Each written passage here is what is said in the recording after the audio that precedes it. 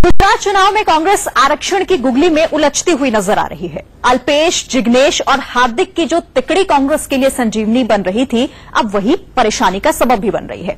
कैसे कांग्रेस गुजरात में आरक्षण की गुगली में फंसी है, इस रिपोर्ट में देखिए। ये वो नजारा है जब प्रधानमंत्री नवसर्जन जनादेश महासम्मेलन अंदर कार्यक्रम में आपने हमें आगे बढ़ाई बाहर लोगों को हाथ खिलाते हुए स्वागत करते लोगों को, ये वो नजारा है, ये वो पल है जब मोदी एक कुल्हाड़ी इस साइड से डिमोनेटाइजेशन नोटबंदी की मारी, दूसरी कुल्हाड़ी इस साइड से मार दी GST।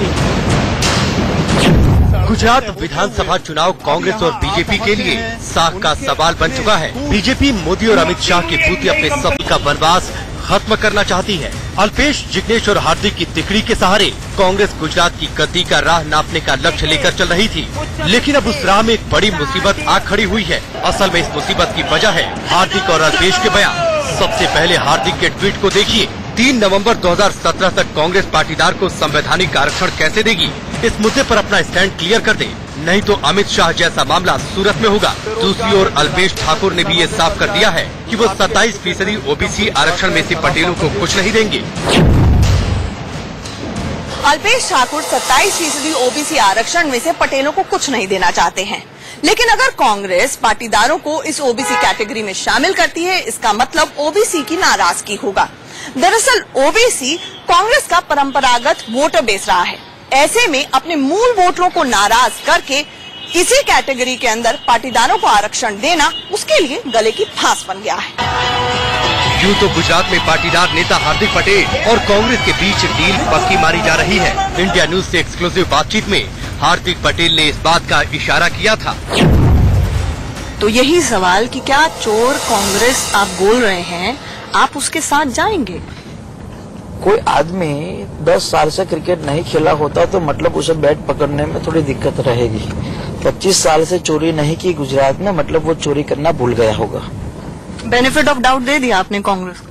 बेनिफिट नहीं दे रहा, लेकिन मैं ये कह रहा हूँ अगर वो 6 करोड़ लोगों की बात अच्छी तरह से करेगी तो ये 6 करोड़ लोग आपके 182 MLA के लिए अच्छी बात करेंगे।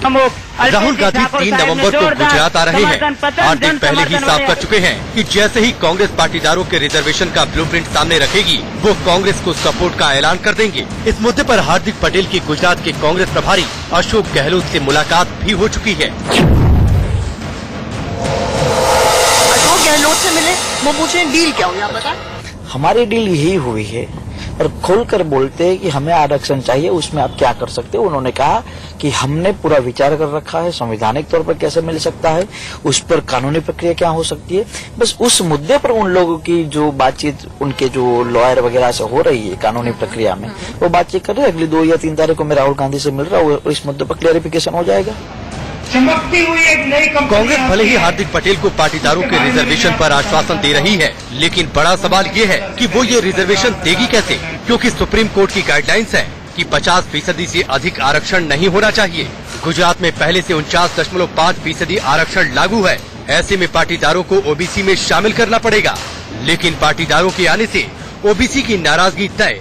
ऐसी स्थिति में कांग्रेस के पास एक विकल्प ये होगा कि वो गुजरात चुनाव जीतकर आरक्षण देने के लिए विधानसभा में प्रस्ताव पारित करे और उसे संसद में लेकर आए। लोकसभा में बीजेपी का बहुमत है, ऐसे में ये प्रस्ताव अटक सकता है या फिर इसमें काफी देर हो सकती है। अगर अल्पेश ठाकुर अपने जिद पर अड़े रहते हैं तो कांग्रेस के लिए पाटीदारों को OBC में लाना आसान नहीं होगा। ऐसे में देखने वाली बात ये होगी कि 3 नवंबर को जब राहुल गांधी गुजरात आएंगे तो उनकी हार्दिक पटेल से मुलाकात होगी या नहीं, और अगर होगी तो डील कैसे तय होगी। अहमदाबाद से आंचल आनंद के साथ इंडिया न्यूज। और एक बड़ी खबर इस वक्त आपको बता देते हैं। हार्दिक पटेल ने अल्टीमेटम दिया है कांग्रेस को और 3 नवंबर तक का वक्त दिया है। दरअसल अब जो आरक्षण की मांग हार्दिक पटेल कर रहे हैं, उस पर अपना रुख कांग्रेस साफ करे, इसे लेकर ये अल्टीमेटम दिया गया है हार्दिक पटेल ने। और कांग्रेस को कहा है कि 3 नवंबर तक वो अपना रुख साफ करे पटेल आरक्षण को लेकर। और इस वक्त हमारी एडिटर न्यूज आंचल आनंद हमारे साथ जुड़ गई हैं, उनका रुख कर लेते हैं। आंचल, ये तो सीधे तौर पे कांग्रेस के लिए एक मुसीबत की घड़ी है, चूंकि 3 नवंबर तक का वक्त दे दिया है। पहले जो खुशी हो रही थी कांग्रेस को, अब कहीं ना कहीं एक मुश्किल है कि साफ करना होगा अपना रुख 3 नवंबर तक। साफ करना और रुख, इसमें दो बातें हैं शिरीन जो हमें समझनी होगी। पहली तो हार्दिक पटेल ने ये कहा है कि 3 नवंबर तक रुख साफ करें, ठीक है, तो ये एक तरह से अल्टीमेटम हो गया। दूसरा जो पार्ट है ट्वीट का, उसमें साफ तौर पे कहा गया है कि अगर 3 नवंबर तक रुख नहीं साफ करोगे तो वो होगा जो अमित शाह के साथ सूरत में हुआ। यानी कि दूसरा जो पार्ट है वो एक धमकी की तरह है कि अगर आपने अपना रुख साफ नहीं किया तो कहीं ना कहीं कुर्सी तोड़ने की जैसी नौबत आ गई थी अमित शाह की उस सभा में, वैसा ही कुछ हश्र कांग्रेसियों का भी होगा। और खासतौर से राहुल गांधी, आपको जानकारी होगी शिरीन की पहले हफ्ते में नवंबर के यहाँ पर आ रहे हैं, उनकी कई सभाएं हैं।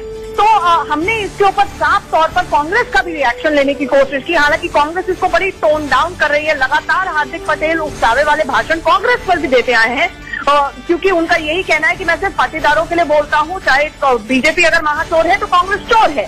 तो जाहिर तौर पर जब हमने कांग्रेस का रिएक्शन लेने की कोशिश की तो कांग्रेस का ये कहना है कि देखिए वो युवा की भाषा बोल रहे हैं, हम तो पहले से ही कमिटेड हैं आरक्षण देने के लिए, और 3 क्या, हम तो 1-2 दिन के अंदर अपना रुख साफ कर देंगे। तो कांग्रेस ये चाहती है कि अभी वो किसी को भी ऑफेंड ना करे। उसकी जो स्ट्रेंथ है, ये 3 लाइफलाइंस मिली है हार्दिक, अल्पेश और जिग्नेश के नाम से, उनको वो ऑफेंड नहीं करना चाहती है। चुनाव का समय है, वो चाहती है कि पाटीदारों का वोट मिले। तो इसीलिए अभी जो है फूक फूक कर कदम रख रही है और हार्दिक के उकसावे वाले भाषणों को भी इग्नोर किया जा रहा है कांग्रेस में। लेकिन ये इग्नोरेंस बहुत लंबी खिंचे, ये कांग्रेस भी नहीं चाहेगी आंचल जी, चूंकि जिस तरीके से वो धमकी भरे अंदाज में उन्होंने कहा, एक अल्टीमेटम दिया है।